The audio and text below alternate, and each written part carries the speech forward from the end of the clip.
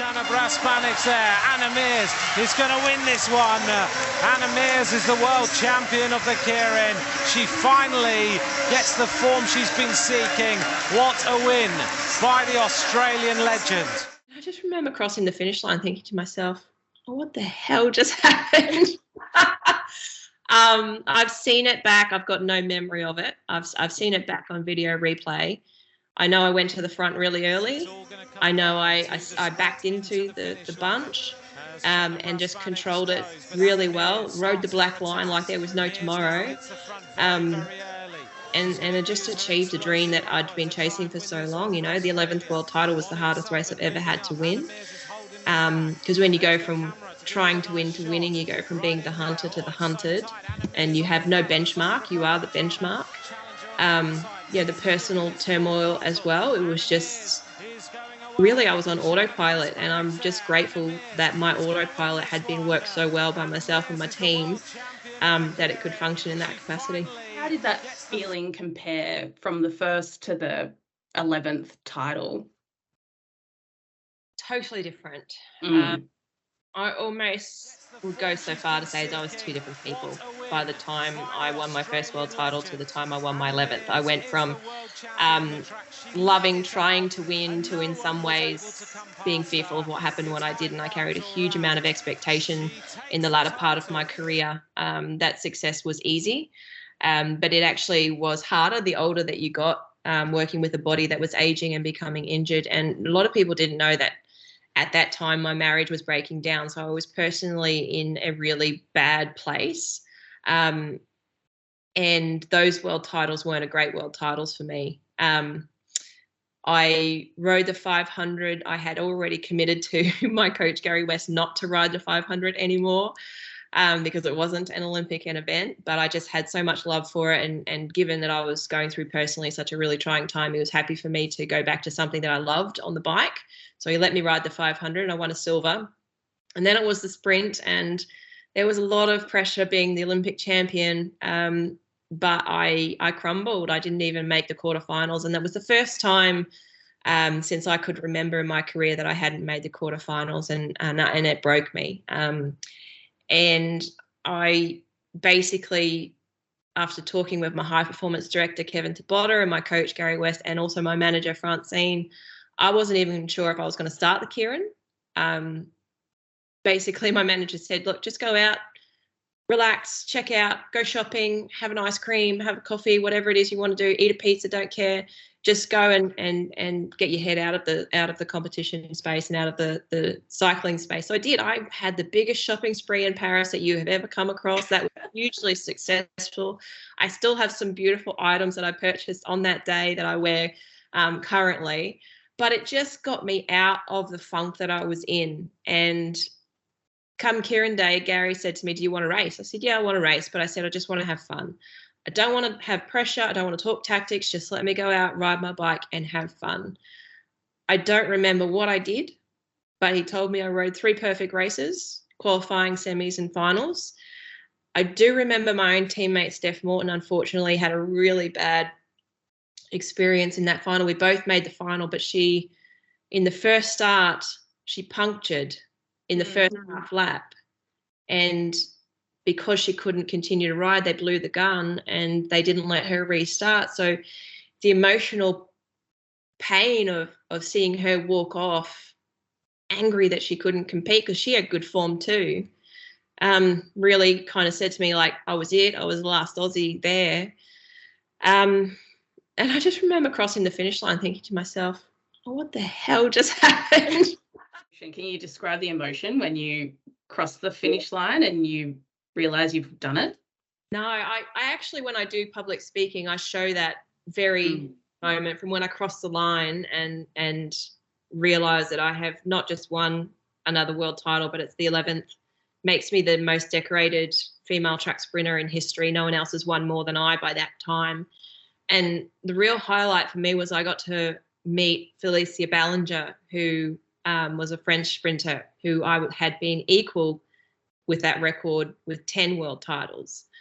And I just went, I was like a 6-year-old kid, you know, I was just like meeting my idol. And and I have a good relationship with her to this day. So there are so many things around that 11th world title, but I'm just really proud because it's hard to be consistently successful over a long period of time. It's hard to win once. It's hard to get to the top once. It's hard to repeat it. It's hard to do it 4 times, 8 times, 10 times, and to do it 11 times more than anyone else is, you know, probably one of the biggest achievements that I'm most proud of in my career. How do you stay motivated to continue to want to win and to be the best that you can be? Well, winning's addictive. And I hated losing. So that was a really good combination for me personally. But also I loved the ability to check a box myself with improving. I loved being able to have rivals come and go, to have the ability to assess their strengths and weaknesses, to then work out how I needed to improve to continue to be competitive over a long period of time. You can look at it in the sense that I did the same thing over and over, year in, year out for 16 years, 15, 16 years.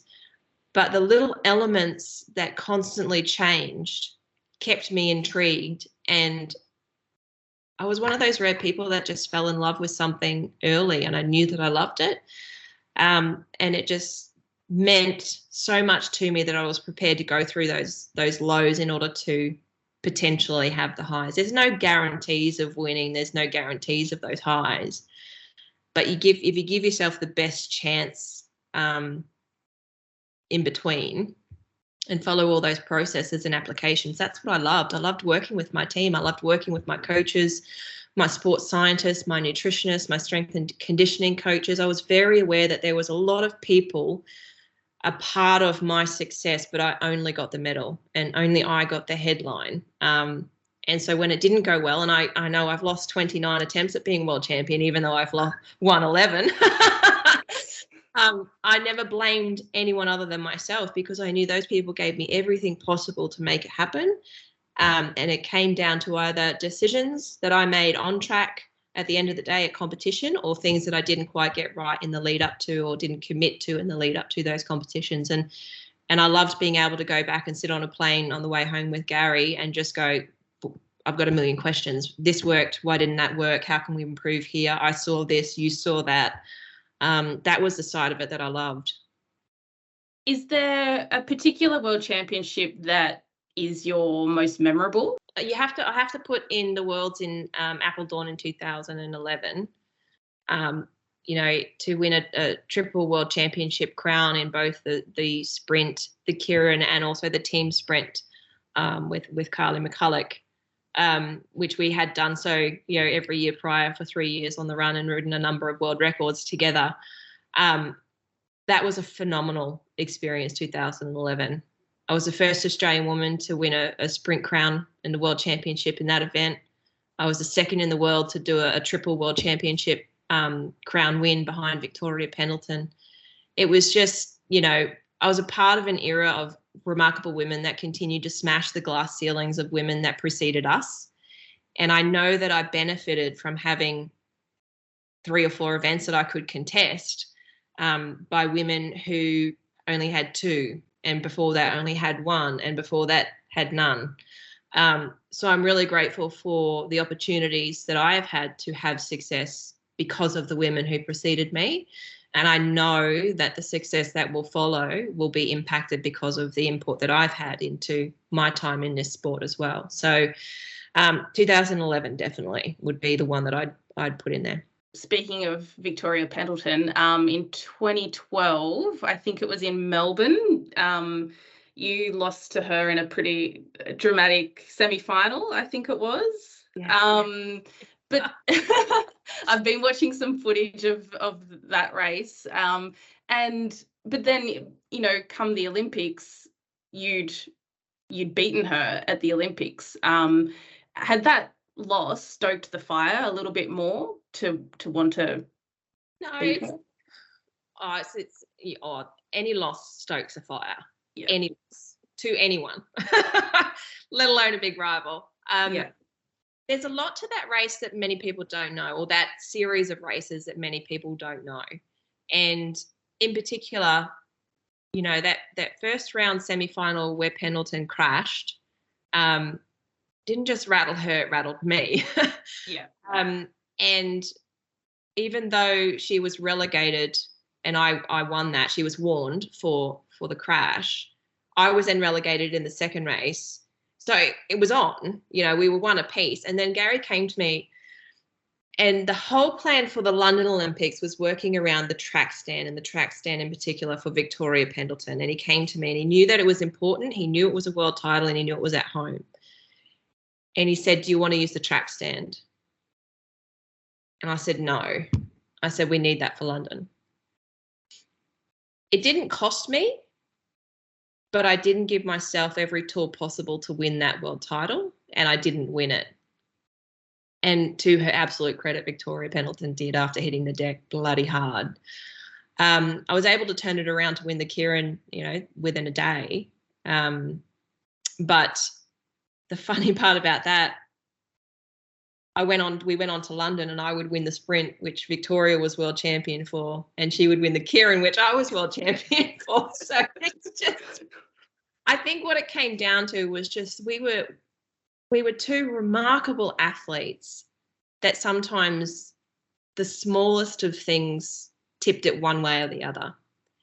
And sometimes those moments were just unpredictable, and you just had to deal with them as best you possibly could at the time and know you were going to get another shot. Your first world championship win was in 2004 when you were, I think you were 20. Do you remember much about that win? Yes, I do. I was midfield. It was May in Melbourne, home world championships.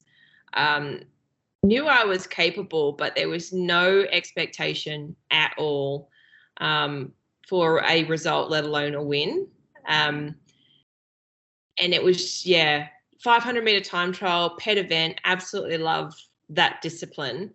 And I rode 34.34 seconds, and it was a massive personal best time. And then, you know, had to sit there in the middle of the pit waiting for 20 other women to ride, and all these Olympians and former world champions were just not meeting the time. And I remember the last rider off was Natalia Zelenskaya from Belarus. And I was fairly convinced that she was going to beat me, because she was just one of the biggest powerhouses of the era. And I just remember sitting there in the feeling of hope. I was just so happy that I'd won, at worst, a world silver medal. And then the crowd intent, you know, when it was curious, every time she crossed the half lap time check, they would look, and it was a ooh, and it was a ah, and it was a ooh, and by the time she crossed on the last occasion, I was borderline tears. I was barely able to breathe. I had my hands on my head going, what the hell is happening? And she didn't beat the time, and I won my first world title. And my sister Kerry, who wasn't competing at the time because she was injured, was in the SBS commentary box. And partway through, they told her, get out of the box and get down the track centre. And she was one of the first people that greeted me. And, you know, Margie Barry, who was our Swanee at the time, and our mechanics, it was just, the elation of that win was just something else. It was incredible. Yeah. So you rode a PB. Do you think that, you know, having that home crowd helped you just narrow in and focus and just ride out of your skin? No, it didn't help me narrow in and focus. It absolutely made that the most difficult experience to date, at that time to date, to be able to remain calm, to breathe, to find that focus, you know, to put that into the warm-up. I remember walking on the track, the adrenaline, the nervousness, the anxiety that I felt, but also the excitement. What being at a home world championships did for me was, as soon as that gun went, there was noise everywhere, and that noise followed me, and it's a powerful form of energy.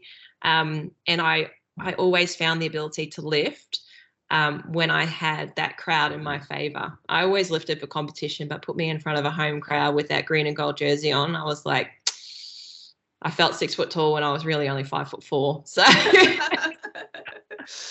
And did your first world title, did you celebrate? How did you celebrate afterwards? I think I went out with family and friends. Yeah, very much so. That was what we did. And I remember I had a rum and coke. A country girl in Queensland, it was always, it was always going to be that. Still to this day, it is my celebratory beverage of choice. A rum and coke. Rum and coke. Bundaberg rum and coke. Was there a bit of advice that you got during your career that stuck with you that you would pass on to the up and coming track cyclists coming through the ranks today? Yeah, it's a good question. I mean, sometimes I don't always like to just give advice because people need to be in a space to be ready to hear it. So they have to be wanting to ask. But the best piece of advice I got, I mean, and I got a lot of absolute gems. I had remarkable people in my life. I had remarkable coaches. And I'd probably say Gary West said to me that he couldn't guarantee the outcome. Couldn't guarantee that I would win gold medals, couldn't guarantee I'd be world champion or Olympic champion, but he could guarantee the process and application to give me the best chance to make it happen. And if I bought into that and worked with him and his team to create the strategies required, then we would have the best chance of being, successful at the end of the day. So there is no guarantee. You cannot guarantee you're going to win these big competitions. But if you can give yourself the best chance by ticking the boxes and doing everything possible in that spaces of preparation, be the best prepared athlete to win on the day.